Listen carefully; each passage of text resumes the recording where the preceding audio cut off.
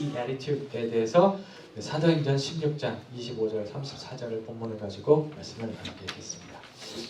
지금 미국에 온 지 막 그렇게 많이 되진 않았어요. 저기 앉아 계시는 김 선생님에 비하면 뭐 세 발의 피인데 미국에 온 지 한 10년밖에 안 됐는데 지난해 보면 본의 아니게 아직도 한국과 살던 시절과 비교를 하게 되는 것 같아요. 이 각 나라가 가지고 있는 장단점이 있을 텐데 제가 미국 와서 놀란 것 중 하나가 뭐냐면 일 처리하는데 시간이 너무나 오래 걸린다는 사실이에요. 공문서 처리, 병원 등 조금 중요한 일들을 할 때 기다려야 하는 시간이 한국에 있을 때보다 배, 출입국 이렇게 많이 걸려서 처음 몇 년은 적응하느라 힘들었던 적이 있습니다. 예전에 저에게 누가 이런 말씀을 저한테 해주셨는데 하루에 일처리 딱 하나 한다고 생각해야 마음이 편할 거야 라고 조언해 주시는데 그 사실을 이해하는데 그리 오래 걸리지 않았어요. 제가 이런 경험으로 이 시간을 시작하는 것은 오늘 나누고자 하는 말씀이 기다림과 연관이 있어서입니다. 주님과 함께 하는 삶이라는 것이 무엇인가 하나님께로부터 반응이 빨리 오는, 그래서 내가 뭘 해야 될지 어떤 계획을 세워야 할지 신속하게 빨리 알 수 있으면 좋겠지만 언제나 그렇지 않다는 사실에 대해 여러분들과 잠시 생각해 보고 싶어요.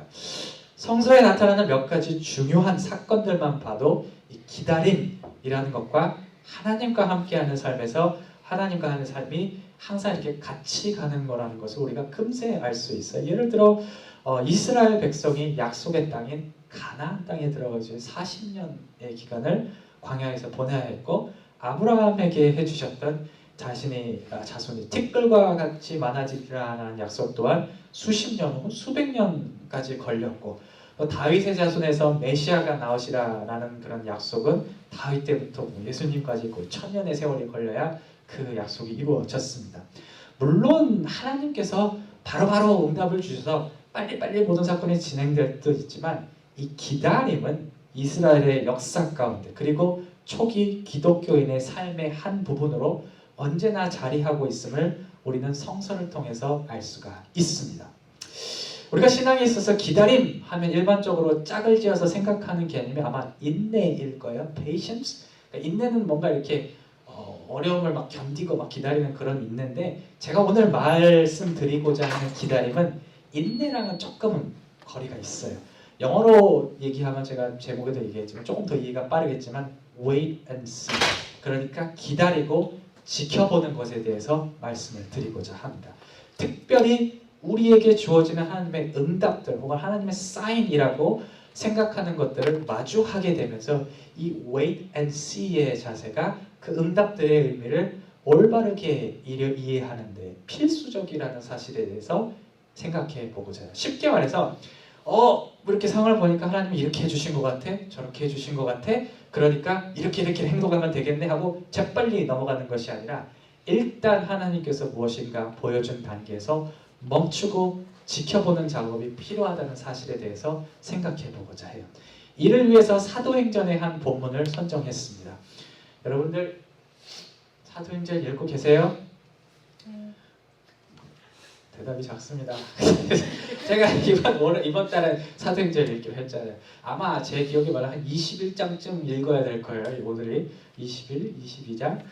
그래서 이 사도행전의 본문을 특별히 골라서 오늘 말씀하려고, 그리고 오늘 16장에 특히 바울의 선교의 모습에서 이 오늘 나누자 하는 wait and see의 attitude를 살펴볼 수 있기 때문에 오늘 본문을 선정했습니다.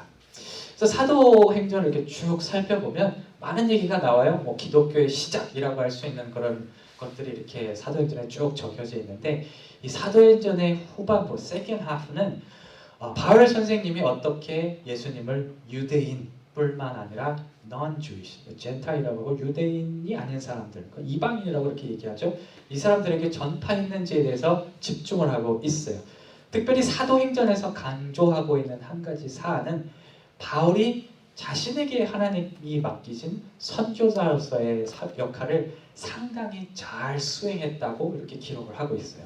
어디를 가나 어떤 상황 속에서 어떤 맞는 상황 속에서도 막 몸을 맞고 이렇게 막 어려운 상황 속에서도 예수님을 전파했고 많은 사람들이 이 바울을 통해서 새로운 생명을 얻었음을 기록하고 있습니다. 그러니까 사도행전의 후반부는 바울이 하나님이 원하시는 길을 잘 가고 있다라고 이렇게 컨퍼메이션을 해주시는 부분으로 보면 되겠습니다. 오늘 본문도 이러한 바울의 성공적인 임무를 잘 기록하고 있어요. 무슨 일이 있었냐 하면 빌립보, 오늘날의 그리스일 거예요. 그리스 지역에서 예수님을 전파하다가 악의적 고소를 당해요. 그래서 바울과 그의 동역자 실라가 감옥에 두드려 맞고 갇혔습니다. 그러던 와중에 하나님께서 지진을 통해서 감옥문 열어주시고 또 차고 있는 체인들이 다 풀렸어요. 이런 것을 보고 놀란 간수를 프리즈너를 진정시키고 오히려 그 기회를 통해서 그와 그 온 집안에 복음을 전하고 새로운 생명을 선물하는 업적을 바울이 이루어내게 됩니다. 어떻게 보면 오늘 본문 사건은 우리가 성서에서 볼 수 있는 일반적인 기적들, miracles가 매우 유사한 모습을 보여요. 하나님께서 주신 특별한 능력이나 기회를 잘 활용해서 예수님을 전달했다라는 것이 본문의 주요 요지인데, 본문을 잘 들여다보면 한 가지 되게 흥미로운 사실을 발견할 수가 있어요. 바로 지진을 통해 감옥문이 열리고 묶인 것이 풀린 장면입니다. 왜 그런지는 모르겠어요. 왜 그랬는지는 모르겠지만 바울은 그 자신을 속박하고 있던 모든 것에서 해방이 되었을 때 그 자리를 지키고 있었습니다. 그리고 그 자리를 지킨 덕택에 놀라서 허둥대는 죽으려고 했죠. 자살하려고 했던 이 간수를 구하는 것뿐만 아니라 예수님 전파하고 가족들까지 예수님을 믿게 하는 그런 놀라운 역사를 이루게 돼요. 바울이 감옥에 나가지 않고 기다리는 사실이 정말 특별한 것은 그 시점과 방식에 있습니다. 사실 여러분 사도행전을 잘 보셨다면 알겠지만 바울이 감옥에 들어갈 만한 큰 죄를 범하지 않았어요. 나중에 그리고 37절에 보면 그가 얘기하는 것처럼 자신이 로만 시리즌이었기 때문에 그런 식으로 제후를 받지 않았어도 됐어요. 어떻게 보면 자신의 선교사로서의 임무를 수행하는 것에 대해 심각하게 불합리한 상황에 놓였는데 그를 속박하는 모든 것들이 한 번에 제거됐습니다. 그리고 이를 이루신 것이 명백히 하나님이라는 사실이 제거 방식에서 드러났죠. 지진이 일어났고 묶여진 게 그냥 풀려버렸어요. 분명 하나님이 하신 일이라는 것을 바울과 실라는 알았을 거예요. 때문에 바울이 감옥에서 나갈 이유는 충분했습니다. 있어야 되는 것이 아니고 임무를 수행해야 됐고 하나님이 임무 수행한 방해되는 것을 제거해 주셨습니다. 간수 본인도 27절에 보면 바울을 포함한 죄수들 모두가 나갔을 것이다 이렇게 예측을 하는 것을 보면 바울은 현 시점에서 밖으로 걸어 나가는 것이 매우 정상이었다라고 말할 수가 있어요. 그런데요, 바울은 그러지 않았습니다. 왜 그랬는지 성서에서 말하지 않기 때문에 정확히는 우리가 알 수가 없어요. 그런데 그것보다 더 중요한 것이 있다면 아마 그가 했던 기다리고 지켜보았던 행동이 그에게 가져다 주었던 결과였을 거예요. 바울이 자신이 있던 자리에 머물므로 인해서 자신에게 하나님께서 진정으로 원하시는 영혼을 구하는 일을 할 수가 있었습니다. 언뜻 보기에 많은 요소들이 그에게 나갈 것을 나가 이렇게 요청하는 그런 현실과 마주하면서 성급하게 결정을 내리지 않고 기다리고 지켜보았던 행동이 그로 하여금 하나님께서 진정으로 원하실 수 있는 일을 하게 된 것이죠. 이 바울과 실라가 보여준 이 기다리고 지켜보는 자세가 중요한 것은 비단 오늘 본문의 상황뿐만이 아닙니다. 여러분들 성서 많이 다 아시죠? 구약 성서 보면 여리고성 전투, 제리코 그 전투를 보면 이 비슷한 상황에 놓여 있어요. 이 여리고성을 한 번에 무너뜨리고 그 다음에 아이성이라는 곳에 찾아갔는데 당시에 무슨 일이 있었냐면 이 모든 상황이 이스라엘 백성에게 승리를 가져다 줄 것 같은 기분을 주었어요. 말도 안 되게 뭐 공성전을 한 것도 아니고 그냥 돌았죠. circle around 했는데 성이 무너져 버렸어요. 그리고 그 다음 성인 아이성에 가보니까 여리고성보다 되게 작아 보였어요. 그래서 여호수아를 포함한 이스라엘 백성들은 그 기분을 토대로 성급하게 행동을 결정했고 아이성을 쳐들어가는데 실패하고 말았습니다. 그들이 결국 아이성을 점령하게 되었을 때는 결국 이후에 자신들의 행동을 잠시 멈추고 상황을 찬찬히 검토한 이후였습니다. 기다리고 지켜보는 자세가 그들에게 필요했던 것이죠. 오늘 사도행전의 본문이 우리에게 묻는 질문은 아마도 이것일 거예요.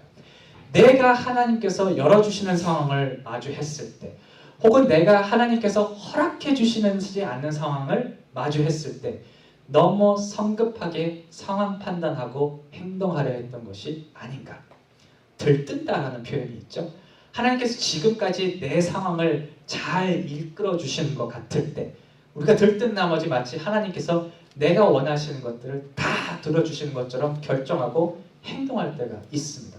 반대로 내가 원하는 대로 길을 하나님이 열어주시지 않았을 때 조바심이 생겨서 쉽게 좌절하고 하나님께 불만을 가질 때가 종종 있습니다.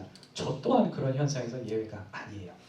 오늘 본문이 이러한 상황에 대해서 우리에게 말하는 것은 하나님께서 보여주시는 상황들을 마주하여 기다리고 지켜보는 자세가 우리에게 필요하다는 것입니다.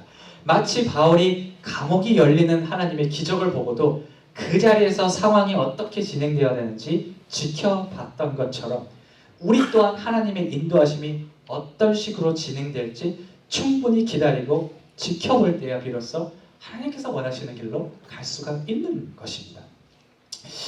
지난주에 저에게 작은 소동이 있었어요.